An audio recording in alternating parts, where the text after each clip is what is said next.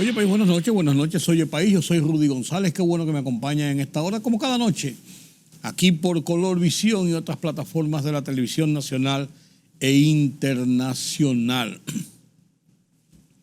Los días, las horas finales del proceso hacia las votaciones del 19 de mayo, todo está montado, todo está preparado, en la recta final ya de la campaña política de los diferentes candidatos. Y ahora el pueblo, la sociedad, tiene en sus manos la decisión de las mayorías, que es la fórmula de la democracia para su proceso institucional. Vamos a analizar los pormenores de este final de campaña. El calor continúa fuerte, polvo del Sahara, se fueron las lluvias, pero se anuncia un poco de lluvia para el fin de semana. Mientras tanto, analizamos con Carlos Cuello la situación de la economía en República Dominicana.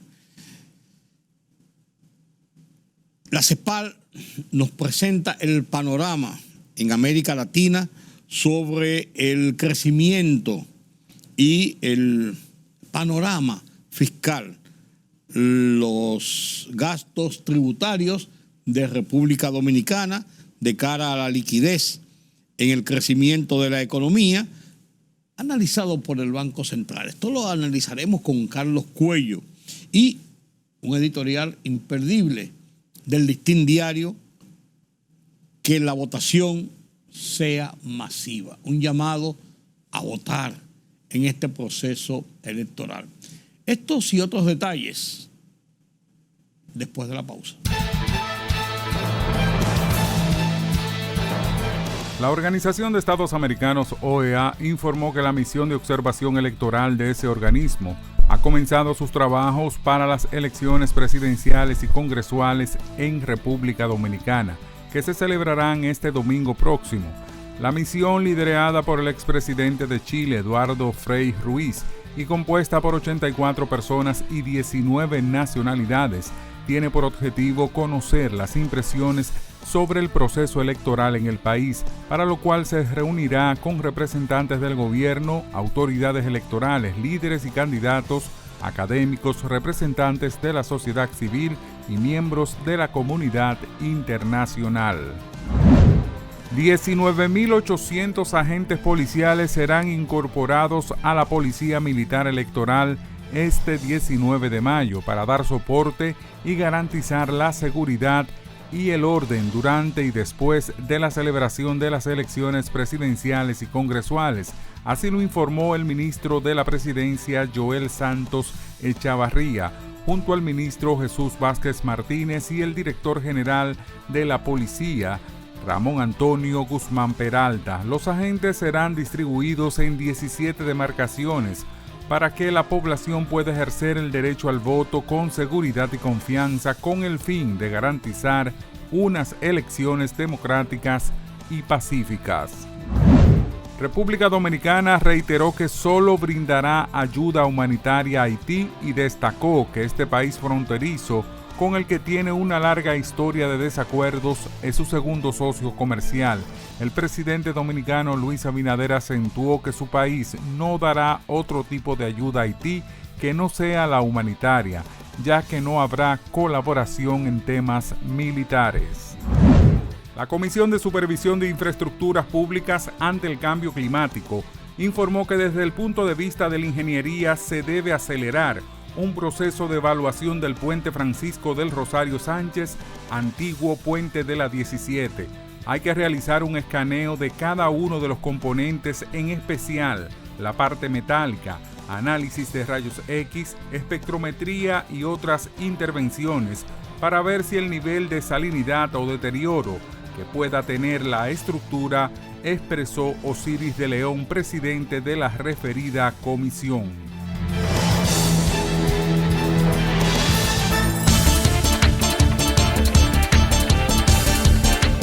El presidente de Rusia, Vladimir Putin, realizará una visita oficial a China el 16 y el 17 de mayo por invitación del líder del país asiático Xi Jinping. Se trata del primer viaje al extranjero del mandatario ruso tras la investidura. Durante el encuentro, Putin y Xi planean discutir en detalle toda la gama de cuestiones de asociación integral e interacción estratégica, establecer los puntos claves destinados a favorecer un mayor desarrollo de la cooperación ruso-china e intercambiar opiniones sobre los problemas internacionales y regionales más urgentes, informó un comunicado del Kremlin publicado este martes. La Organización Mundial de la Salud dijo que los muertos palestinos en la guerra de Gaza son más de 35,000 y no la mitad como sostiene ahora Israel, y que de esas víctimas unas 24,000 han sido completamente identificadas, 11,000 están en proceso de serlo. A estas víctimas mortales hay que agregar 8,000 cadáveres que se estima están bajo los escombros. La Casa Blanca no cree que la actual estrategia militar de Israel en la Franja de Gaza conduzca a una victoria absoluta sobre el grupo militante palestino Hamas. Así lo afirmó el vicesecretario de Estado de Estados Unidos, Kurt Campbell, en su intervención en la Cumbre de la Juventud de la OTAN, celebrada en Miami. Creo en algunos aspectos estamos luchando sobre cuál es la teoría de la victoria. A veces, cuando escuchamos atentamente a los líderes israelíes, hablan principalmente de la idea de algún tipo de victoria radical en el campo de batalla, una victoria absoluta, declaró el alto funcionario. No creo que eso sea probable o posible, agregó. La libertad solo reside en los estados en los que el pueblo tiene el poder absoluto. Por el respeto a los valores democráticos y la dignidad del pueblo dominicano, El Rumbo de la Tarde, plural, objetivo, comprometido siempre con la verdad. Con Georgie Rodríguez, Rudy González y Ramón Colombo. Los poderosos ya están en el aire.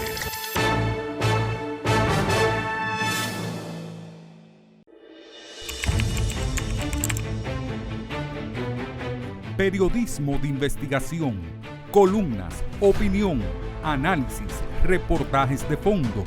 Hora por hora, una completa plataforma multimedia. Periodismo con valor. Noticias horaporhora.com.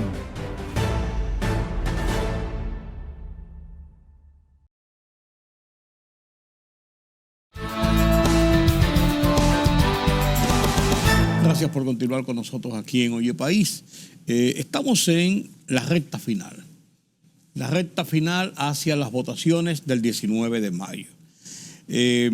Unas elecciones que una campaña que mucha gente han calificado de insípida, floja, pero qué bueno que ha sido una campaña que se ha llevado simplemente en dimes y diretes, con mucho, al final de cuentas, muchos tremendismos en las redes sociales, todo esto que pasa frecuentemente.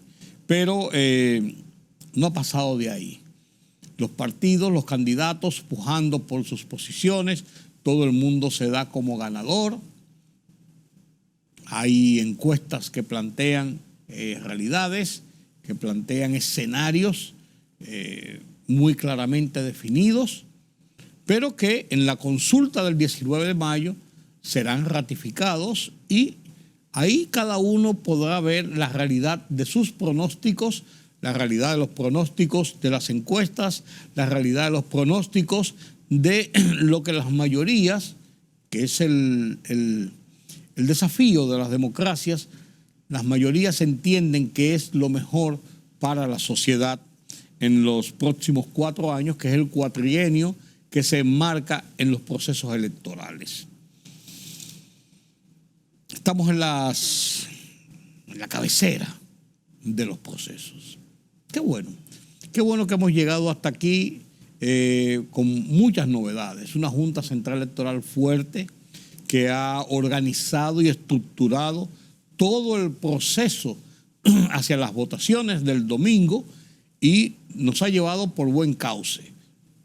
Todo organizado, sin dilaciones, complaciendo, satisfaciendo las expectativas y demandas incluso de candidatos, de partidos, de estructuras políticas, todo en favor del bien común, de que todo el mundo quede lo más satisfecho posible de todo el montaje del proceso. La población ha dado un 100 a esta estructura de organización de la Junta Central Electoral y le ha dado un voto de confianza fuerte. Incluso ya están en República Dominicana muchos de los observadores internacionales encabezados por el equipo de la OEA que lo preside el expresidente de Chile, Eduardo Frei. Muchas estructuras políticas de organizaciones, expertos en temas electorales, de la alta dirigencia política del mundo se darán cita en República Dominicana en este Festival de la Democracia. República Dominicana es una de las naciones del continente, y eso nos da orgullo, que podemos exhibir por muchos años una continuidad en los procesos electorales que resultan, a final de cuentas, en un fortalecimiento de la democracia, en la expresión de la sociedad, de la mayoría. Con virtudes y defectos, esta democracia que vivimos en República Dominicana es una democracia a la dominicana, pero una democracia que ha funcionado, que nos ha permitido institucionalmente crecer. Vuelvo y digo, con sus virtudes y defectos, muy a la dominicana, si nos ponemos y nos comparamos en el concierto de América Latina, de nuestros pares de Centroamérica y de muchas otras naciones de la región, tenemos notas sobresalientes sobre nuestro proceso electoral de los últimos años, sus resultados y su aplicación como sistemas de gobiernos que han regido, incluso han cambiado de manos de partidos, de grupos internos en los propios partidos, y ha perdurado, vuelvo y digo, con sus virtudes y defectos, como un sistema no perfecto, pero sí aceptado por la sociedad. Un sistema que nos ha permitido vivir sin sobresaltos políticos dentro de un ambiente totalmente de estabilidad social y de estabilidad económica, con sus altas y bajas, con sus sofocones, con sus momentos de tensión y depresión, como toda sociedad de un país emergente, de un país en vías de desarrollo, de un país que vive el día a día, de una nación que salió como las demás de la pandemia que azotó al mundo. Y eso debemos los dominicanos valorarlo. Nosotros mismos valorar lo que hemos logrado y lo que hemos hecho. Y este festival, nueva vez, de la democracia, este proceso electoral, debe servir para consolidar eso que hemos ganado. Y a mí me parece que vamos en buenos pasos, porque ahí usted oye muchos fuegos artificiales, muchas quejas, mucha gente diciendo esto y aquello, pero es normal en los procesos electorales que todo el mundo se da por ganancioso, que todo el mundo, al contrario, los critica a los contrarios por cosas que hacen o cosas que no hacen. Los acusan de muchísimas cosas, se acusan unos a otros. Pero eso es parte quizás del mismo juego de la democracia, de la pluralidad, de la libertad de expresión. A veces hay unos tremendistas que se les va la mano, pero no son los más. Y ya la sociedad ha aprendido a evaluar la paja del trigo. Sabe por dónde andan las cosas, por dónde andan las buenas, por dónde presumiblemente también andan las malas. Ese es el juego de la democracia. En este proceso electoral, tengo algunas cifras que he sacado. Este jueves a las 12 de la noche cierra la campaña electoral. Luego de este jueves no hay campaña electoral. Está prohibida la campaña. Todo tipo de manifestación en favor de un candidato u otro. Incluso nuestro programa Oye País no saldrá al aire el jueves porque como último día de campaña, todos los partidos políticos, las estructuras de las organizaciones políticas compran los espacios de radio, televisión, prensa escrita, las redes sociales, compran los espacios para difundir lo que llaman sus cierres de campaña. Generalmente ocupan gran parte de la tarde y la noche completa hasta el final para dar los últimos toques, el último aliento a sus seguidores y a los que no son sus seguidores sobre la inducción al voto en su favor, cada uno de ellos. Algunas cifras, para ponerlo dentro del contexto, 8.145.548 dominicanos están empadronados con derecho al voto. De estos van a elegir presidente y vicepresidente, 32 senadores, 190 diputados, de los cuales 178 son territoriales, o sea, del país, 5 diputados nacionales, que son la escogencia para cada partido para buscar la representatividad de minorías, y 7 diputados del exterior, más 20 diputados del Parlamento Centroamericano. Hay 1.795 candidatos en competencia. O sea, 1.795 políticos estarán en competencia para disputarse, entre ellos 9 candidatos presidenciales, 124 candidatos a los puestos de 32 senadores, 1.416 candidatos a diputados, más los 60 candidatos nacionales y los 88 de ultramar, así como 98 al Parlamento Centroamericano. O sea, por todos, hay 1.416 políticos que van a optar por las candidaturas a diputados, 60 por las candidaturas nacionales, que se escogen 5, 88 por la de ultramar, que se escogen 7, y 98 al Parlamento Centroamericano, que se escogen 20. De esos 8.145.000 y tantos empadronados, 40.397 son nuevos electores. O sea, personas que no han votado nunca, que entran a la mayoría de edad y van a votar.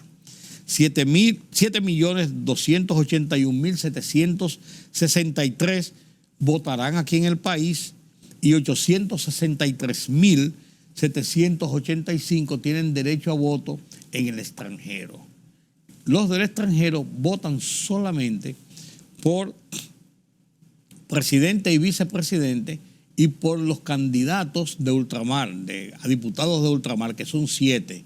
Las demarcaciones están claramente establecidas, 3 en territorio de los Estados Unidos, 2 en las otras partes del continente, que incluye Puerto Rico y parte de Miami, 2 más que incluye Europa. Son 7 candidatos de ultramar. De estos, 4.295 recintos electorales van a funcionar el próximo domingo con 16.851 colegios electorales. O sea, van a haber 16.851 mesas de votación en 4.295 recintos. Un recinto puede tener 4, 5, 6, 7, 8 mesas dependiendo. Una escuela, una biblioteca pública, un club recreativo. 1.571 corresponden a las 23 oficinas de coordinación logística electoral OCLE que está en el exterior. El voto en el exterior se va a celebrar en 46 localidades, 35 países de Europa, Centroamérica, Sudamérica, Estados Unidos y Canadá. El padrón electoral lo encabezan las mujeres, 3.969.183 mujeres para un 51%. 1.788.839 electores son el mayor número de votantes, que está entre 26 y 35 años de edad. También votarán en estas elecciones 4.296 presos, personas privadas de libertad en 21 recintos carcelarios ubicados en diferentes municipios. Estos presos que votan son presos preventivos. Los presos preventivos que no ha terminado su juicio, no han recibido sentencia, como establece la Constitución, son inocentes hasta que se pruebe lo contrario y por tanto no han perdido sus derechos civiles y políticos. Si sufren una condena, cual que sea, entonces sí están sub iudice para poder votar, porque pierden sus derechos políticos y civiles. Pero ya se han empadronado 4.296 en diferentes recintos. 101 personas podrán votar en sus casas. Hay personas inválidos que están postrados en cama, que no pueden movilizarse, pero son mayores de edad, tienen su cédula y la Junta Central Electoral los ha detectado porque se han empadronado en esa condición, los han visitado inspectores de la Junta, ven que pueden votar y se les va a llevar el voto a su casa para que puedan ejercer su derecho también en una forma privada, secreta, igual. 101 personas están en estas condiciones. Los candidatos presidenciales son Luis Abinader, Abel Martínez, Leonel Fernández, Miguel Vargas Maldonado, María Teresa Cabrera, Fulgencio Severino, Carlos Peña, Virginia Antares, que es la más joven de todos, con apenas 39 años, y Roque Espaillat. 9 candidatos presidenciales, cada uno con sus candidatos vicepresidenciales. En estas elecciones la mayoría de los hombres ha llevado mujeres como candidatos a la vicepresidencia, siendo un binomio de pareja hombre-mujer. Esos son los números oficiales de este proceso de elecciones.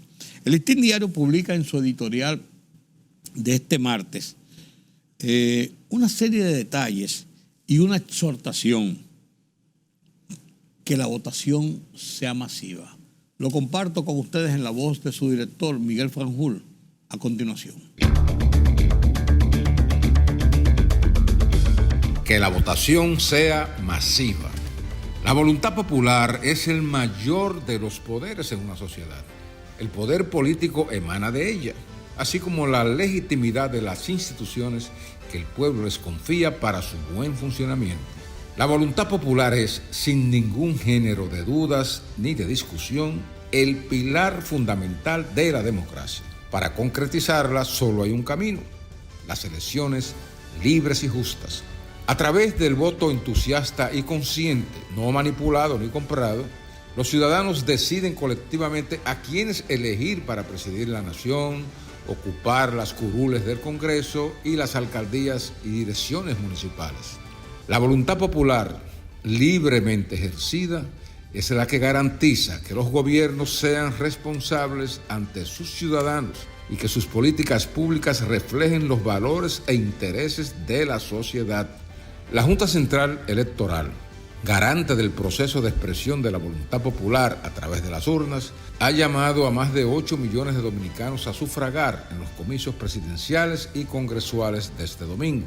La Junta Central Electoral se ha esmerado en asegurar las condiciones de acceso, equidad y transparencia para las votaciones, subrayando la crucial importancia que tienen para el mantenimiento del sistema democrático.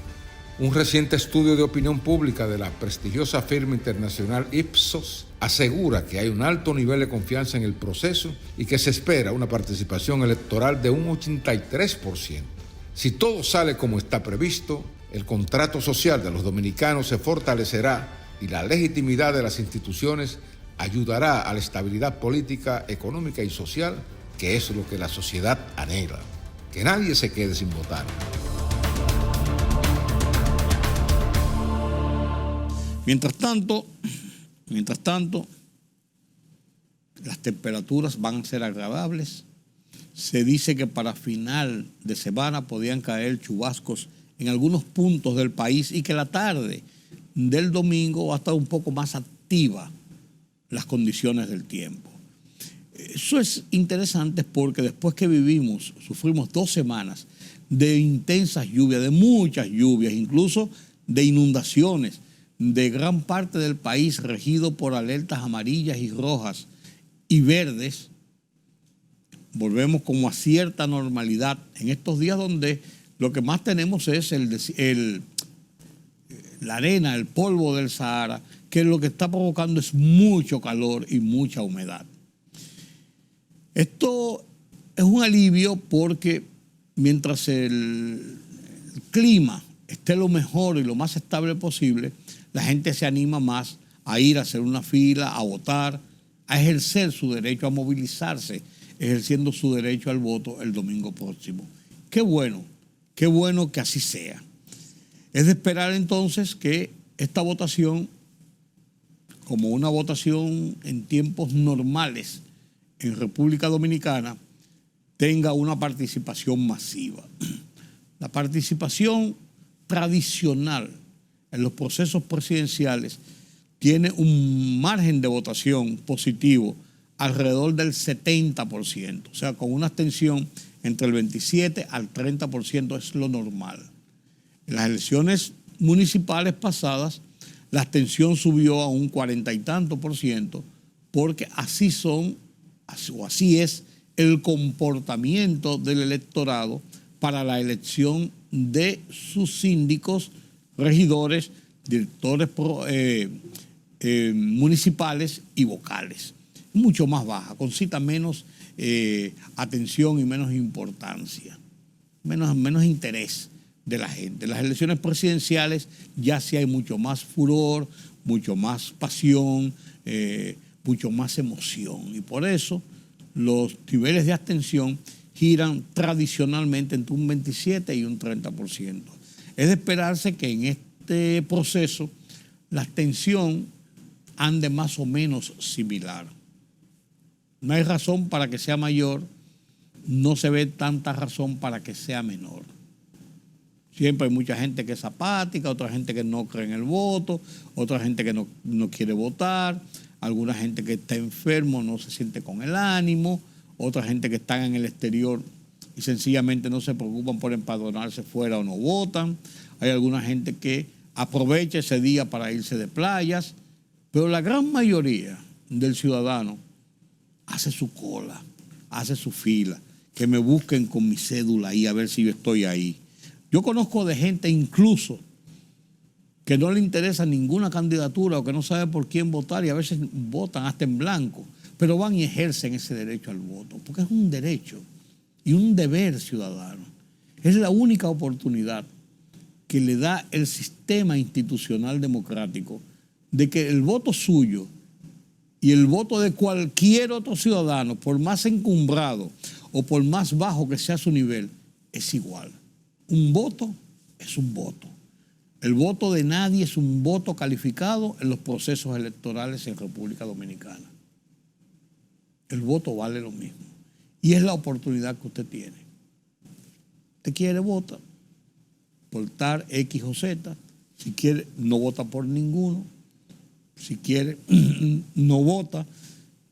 No es obligatorio el voto en República Dominicana. No hay consecuencias como en otros países donde se multa por usted no votar, por usted pierde algunos derechos, donde usted tiene incluso que justificar si usted no va a votar, por qué no votó, por escrito.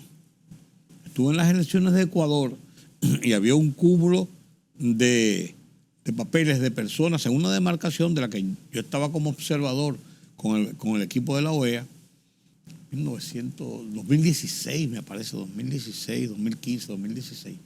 Y eran justificaciones, algunas escritas a mano, otras escritas a máquina, porque se sentían mal, porque estaban enfermos, porque no podían trasladarse al sitio, porque tenían que quedarse cuidando un familiar enfermo, porque tenían una religión que no les permitía o no no querían, no lo motivaban al voto, por muchísimas razones, pero una justificación y cada uno tiene sus justificaciones. Lo que tenía que hacerlo. Si no lo hace, tenía problemas. Aquí no es así.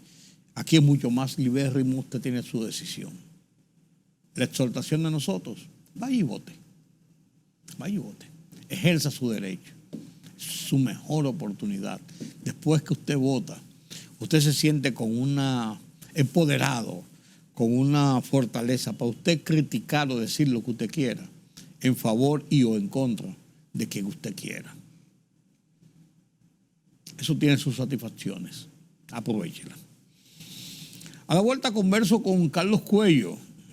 Hablamos de los temas de la economía, las informaciones del Banco Central, pero también las predicciones de la CEPAR sobre lo que nos viene, cómo va el transcurso del año hasta ahora y cómo se espera que pudiera terminar el año en una multiplicidad de acciones y situaciones de la economía. Lo analizaremos después de la pausa. La libertad solo reside en los estados en los que el pueblo tiene el poder absoluto. Por el respeto a los valores democráticos y la dignidad del pueblo dominicano, El Rumbo de la Tarde, plural, objetivo, comprometido siempre con la verdad. Con Georgie Rodríguez, Rudy González y Ramón Colombo. Los poderosos ya están en el aire.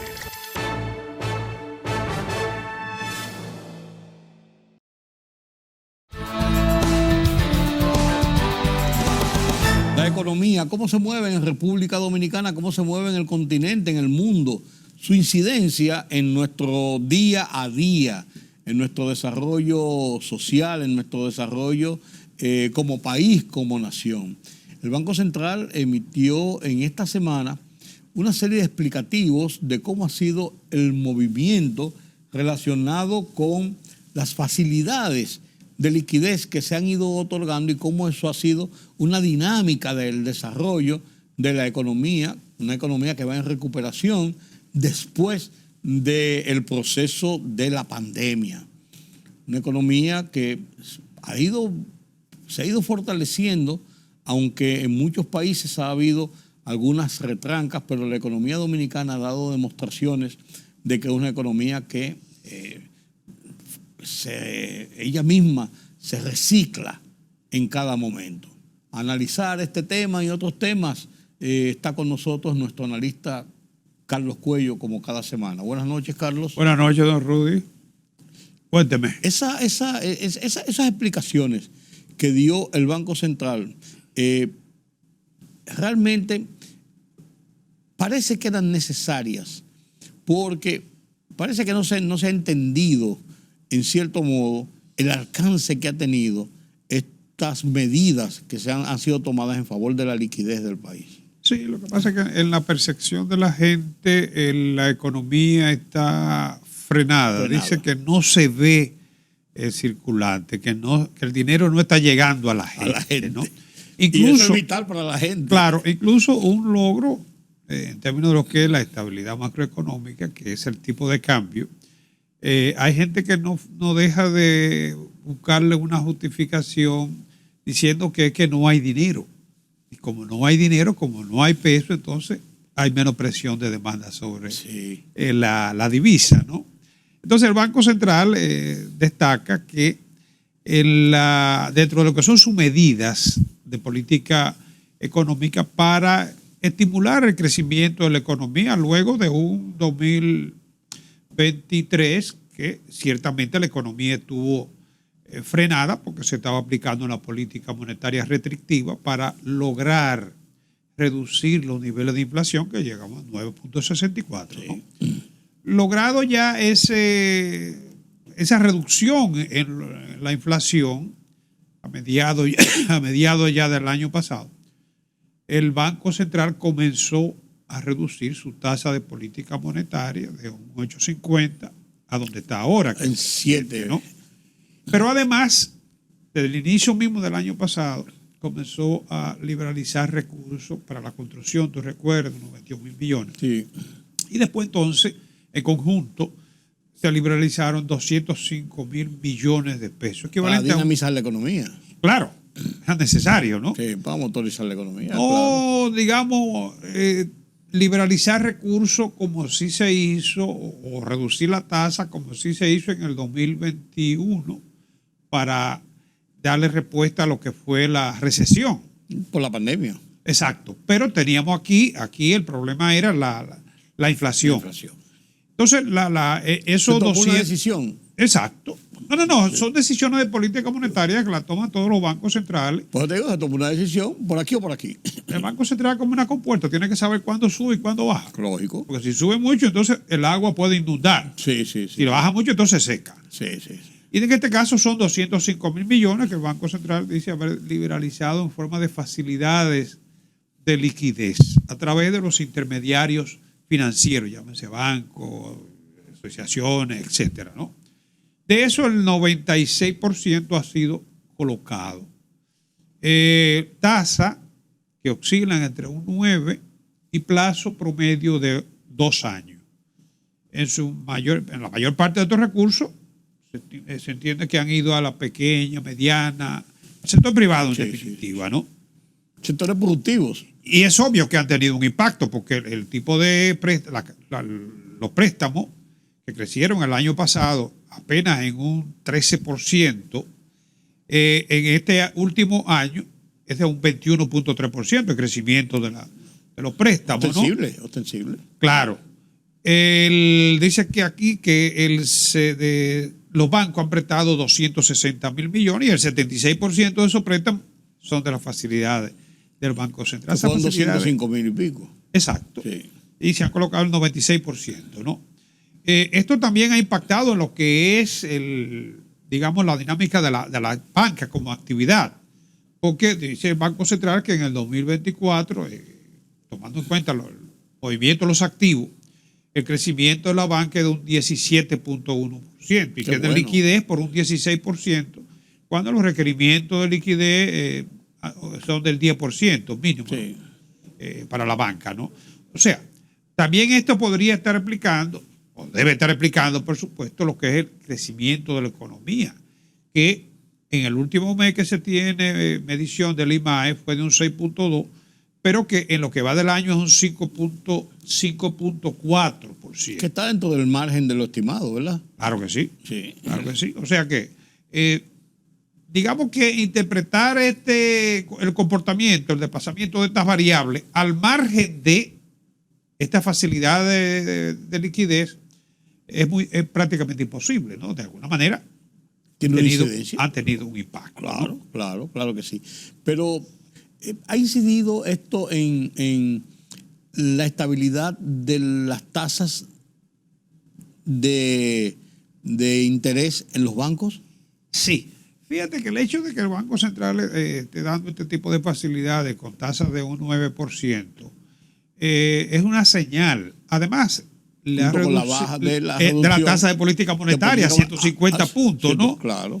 Y no se vislumbra por el momento expectativa alcista en la tasa de interés. No hay ninguna situación que No, es que los factores que podrían mandar señales de alza están bajo control. La inflación. Y los precios del petróleo, por ejemplo. Y el tipo de cambio. El tipo de cambio. O sea, los niveles que lo producen están bajo control. Y además la expansión monetaria, que el Banco Central ha sido muy cauteloso, ¿no? Para evitar que volvamos a caer en la inflación, ¿no? Sí, una inflación que no fue una inflación a la dominicana, fue una inflación a nivel mundial. Incluso hay muchos países grandes que todavía no han podido tener el control total de esos niveles inflacionarios. Y todavía hay factor de incertidumbre, como que tú mencionabas, los precios del petróleo. Claro. La misma situación de la tasa de interés, que Estados Unidos no la ha bajado, Europa tampoco. O sea, porque no han logrado todavía el objetivo meta inflación. Claro. Y como hemos dicho reiteradas veces en este programa, aunque República Dominicana ha logrado su objetivo meta inflación, pero no puede tomar decisiones al margen de lo que es el contexto regional e internacional. Claro que no. Porque aunque nosotros tenemos una fijación muy clara sobre los movimientos de la economía en los Estados Unidos, como nuestro principal socio comercial y además el que rige la región y el imperio, por así decirlo. No, hay una serie de factores. Sí. Sin embargo, los Estados Unidos también han mantenido bastante estable su situación en su lucha, inflación y crecimiento. Sí, y empleo. Sí. El mercado laboral se ha mantenido también. Sí. Entonces, dentro de eso mismo, no han habido saltos bruscos. No, eso es lo bueno que tiene este cuadro para la economía. Fíjate que nos gustaría que las tasas de interés fueran menores. Siempre. Pero lo más importante es que no están entorpeciendo el crecimiento de la economía. Porque si las tasas son muy altas, pues lógicamente te van a entorpecer el crecimiento de la economía y la demanda de financiamiento. Sí. Pero esas señales todavía no se vislumbran. No. Y si son muy bajas, también eso se refleja en las tasas de los intereses pasivos, por un lado. Claro. Y por otro lado, en una expansión del dinero, podían sí venir saltos. La inflación es de esperar. Claro. Sí, claro. O sea, que como quiera que sea, esa estabilidad es importante. Claro. Eso es lo que yo entiendo. Claro que sí. Tú eres el economista, pero yo por lógica me da eso. La edad enseña mucho. Enseña mucho, no, y está al lado de los sabios. Yo oigo. La sabiduría. A veces yo me pongo a teorizar sobre economía en el programa de radio y un día uno de los muchachos de mis compañeros, ¿tú estás estudiando economía? Digo, todos los martes o miércoles tengo clases.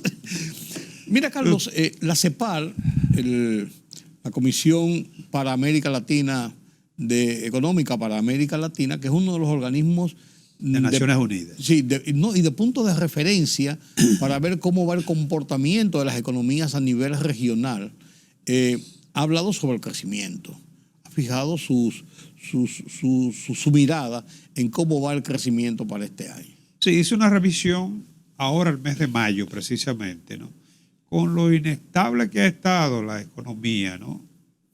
Global, regional, las revisiones se han adelantado.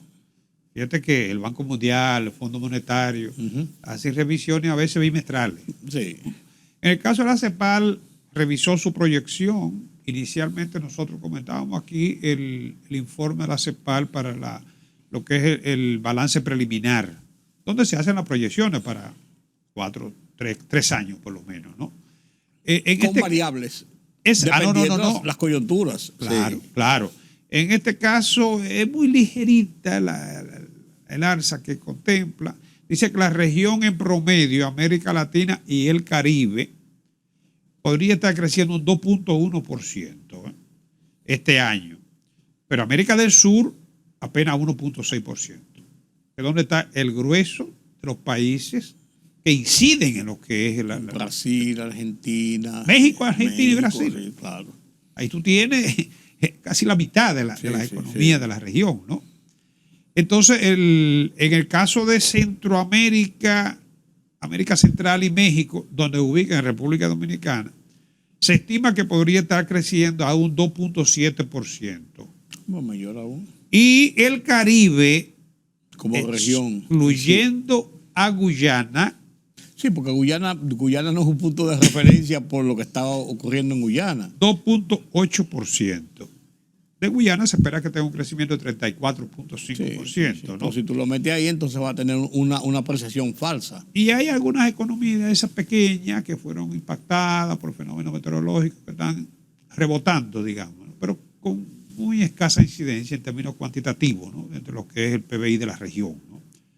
Aquí hay que destacar que República Dominicana, según esa última proyección fresquecita de la CEPAL, le están estimando un crecimiento de 4.5%. Inicialmente se había hablado de un 5%. Sí, pero está dentro de los rangos más o menos, un poquito más hacia la baja, pero... Duplica la región. Sí, claro. Duplica la proyección de la economía de la región. Claro. Es la economía de mayor crecimiento entre lo que son las economías de América Latina. Incluyendo Panamá. Sí. Que queda muy estable. 4 Panamá. Sí, 4 Panamá. O sea, es la tasa más alta de la economía de Centroamérica, Sudamérica. Digo en el Caribe, pero en el Caribe hay tasa más alta, pero como te digo, economía muy pequeña. Y Guyana, que es un caso Excepcional. Ya, exacto. Excepcional. Y coyuntural también, porque buscará una media a lo largo del tiempo. No, claro, Sí. claro. Pero de todos modos, yo creo que, aunque el pronóstico, repito, está por debajo de lo que ya nos había estimado el Fondo Monetario, el Banco Mundial, el BIC, sigue siendo la tasa de crecimiento más alta, duplicando la de la región. La evasión y el servicio de la deuda en la situación fiscal, en el panorama fiscal de América Latina. Sí, según la CEPAL. Es otro de las publicaciones, informes que acaba de entregar la CEPAL, el panorama tributario fiscal de América Latina. Es un informe que ellos publican sobre comportamiento fiscal en la región, ¿no?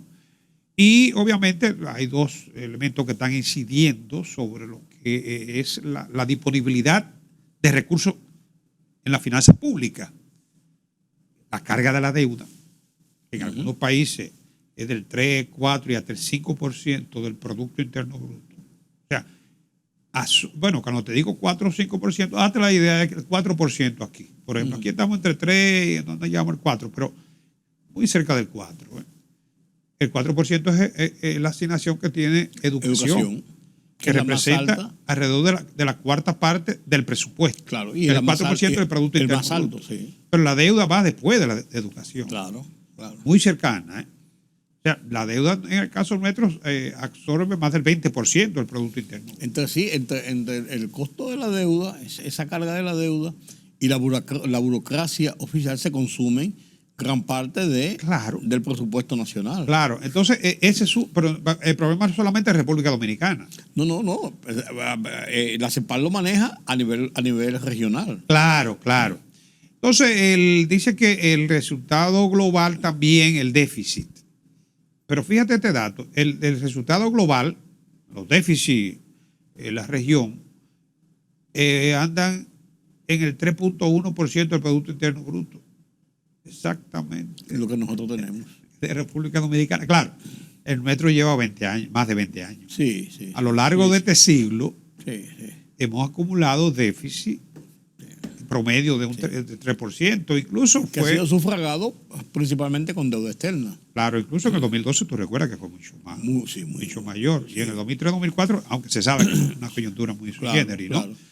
Pero fue de un 2.2 para la región en el año pasado, o sea que se han incrementado los niveles de déficit fiscal en la región, ¿no? Mientras que el resultado primario que se hizo negativo también, 0.4%. El resultado primario es el resultado de la finanza pública antes de pagar los intereses. En el caso nuestro, el año pasado tuvimos un ligerito resultado, saldo primario, favorable, ¿no? Favorable dentro del déficit. Sí, no, porque el déficit es del total de ingresos menos gasto. Gasto, claro. Pero si tú le quitas los intereses, entonces eso es lo que se llama el saldo primario. Ok. Resultado primario, ¿no? Bueno, la media de la deuda pública es el 55% del Producto Interno Bruto a diciembre de 2023. En el Caribe, 70.5%. Nosotros andamos en la deuda del sector público no financiero, la nuestra está por el 45% porque el producto ha crecido. Pero cuando se coge la deuda global, que incluye al Banco Central, y obviamente hay deuda ahí que son intragubernamental, porque la deuda del Banco Central es una deuda del gobierno. Del ¿no? gobierno. Entonces sí anda bordeando el 70% del Producto Interno. En conjunto, los ingresos totales de los gobiernos centrales promediaron 18.6, que es la presión fiscal, frente a un 19.2 en el año 2023. Nosotros estamos por entre el 15.5, por debajo del 16. Sí. En conjunto, los ingresos totales, ya te decía, destaca el descenso de las recaudaciones tributarias, o sea, de impuestos, que cayó a un 15.9 y luego a un 16.2%, que fue en el 2022. El cumplimiento tributario en América Latina, valga decir, la evasión, es de 433 mil millones, un 6.7% del Producto Interno Bruto. De la región. La evasión es muy alta en la región, Oye, un 6.7%. Sí, es mucho dinero. Que no deberíamos tener déficit. Porque si el déficit es un 3.1 y tú tienes evasión por 6.7. Pues claro, al contrario, va a tener superávit. Claro, claro, Sí. claro. Y un superávit importante. Y estamos hablando de que en Europa ese coeficiente es de 34. Entre 34 y 40%. Y hay países en Europa que tienen más del 40%. Así es. De presión. En América Latina, Brasil tiene un 33%.